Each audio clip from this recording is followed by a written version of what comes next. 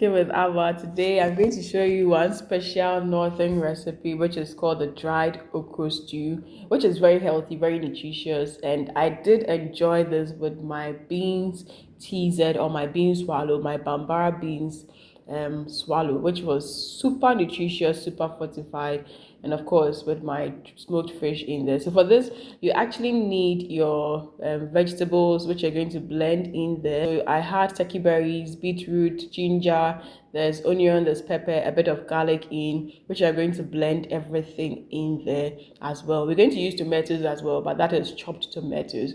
So this is like the new improved version, which is giving you more nutrition in every bowl you are actually going to eat. So you blend this till it's very much smooth, and then you go into the cooking process where you're going to heat up your pan. You pour just a bit of oil into this. So I used the coconut oil in here, which is healthy. Once your oil begins to heat up, you just pour in your onion, and then your Dawadawa goes in. This is the locust bean. Yes, locust bean, which is very popular, African locust bean, which is very popular in Africa, and you can't do a northern recipe without it. You're not paying good homemade syrup, sweetheart. So yes, this is the Dawadawa gone in, and then we added in the blended mix into it. Yeah, so I actually, this was Abba cooking with Mommy. Yes, Lizzie, thank you very much. Yes, she's my Fancy Dagari sister. So yes, this is from the north, which is inspired there. And yes, once this is cooked and is dried up, you actually add in your chopped tomatoes. You can use fresh tomatoes. You can even decide to omit it. It depends on you. Yes, and you realize this is so natural, so healthy. There's less cholesterol and all those things in there. Very healthy meal for anyone out there.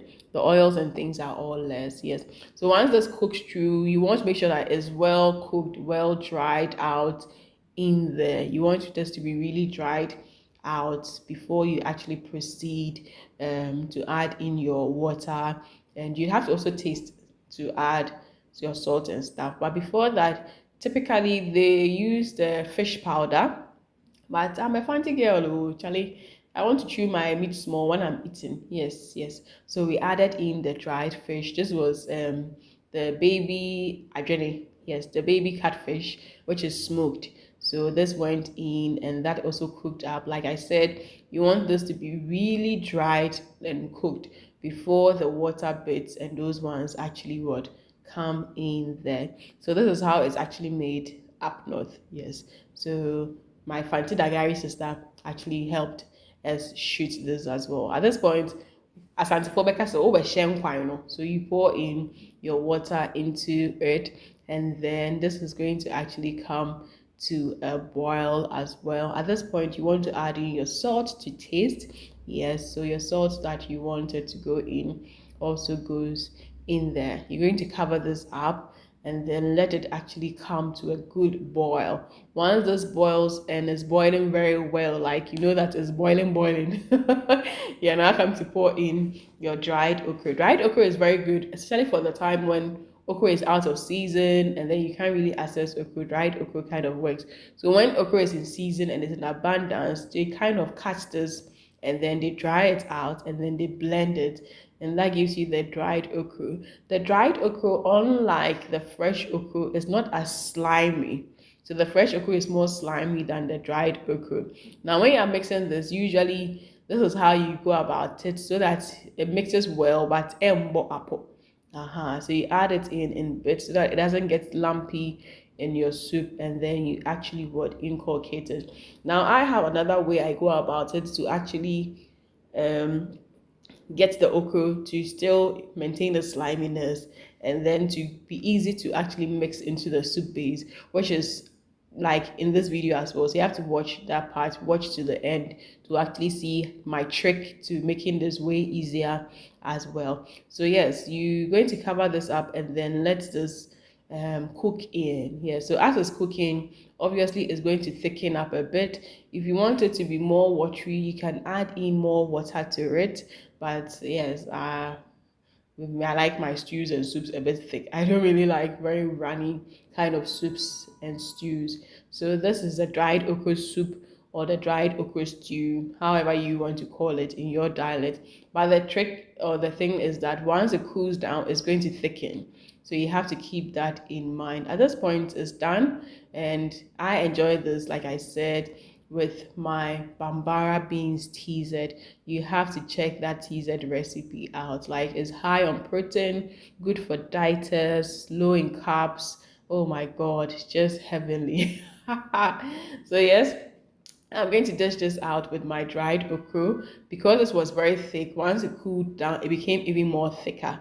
And like I said, if you want it to be more runny, yes, I'm going to show you how to also do that, but still improve on the sliminess of it. So this is one way to go about it. I'm going to show you the next way to go about it um, now, if you're using very small dried fish, what you can do to check the nyinyinyan kind of vibe, the nauseating kind of vibe, is to soak this for like 2 or 3 minutes in hot water.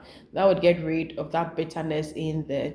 For the dried okra, I'm also going to pour hot water over it and then let it sit down. This will help it soften, absorb the water, and then start activating that sliminess in your dried okra. This dried okra was not well blended, so it was not overly smooth, but I like a bit of texture in my food, so that's actually okay. And yes, you go into the process again. So your little oil, if you like more onion, you can add it in and pour in your blended vegetables. Make sure that it dries out well. Add in your salt, and of course, you're going to add in your fish. Yes, the smoked fish, which I soaked in the hot water. Allow that to also cook in and also dry up well. Then I'm going to add in my water to it as well. So this is going to come to a boil. And once this comes to a boil, I'm going to proceed to then add in the okra mixture that I had. So like I said, this is my shortcut to doing it. Yes, my shortcut. I love shortcuts. Like, I want to make sure that my cooking is healthy, but then I'm spending less time and less effort and getting good results out of it. So I just pour that in, allow that to cook. My water was small, so I added in a bit more water. You realize that yes, you can still get some sort of sliminess in it. Yes, and sometimes it's good to make your own dried okra powder, because I realized the ones that are sold in the market, Charlie, like this one, the sliminess was not too big, because probably the okra they used wasn't overly slimy or that kind of vibe. So yes, once this cools down, you're going to get it thicker, and obviously you're going to get some sort of sliminess in, but it's not as slimy as the very fresh kind of okra.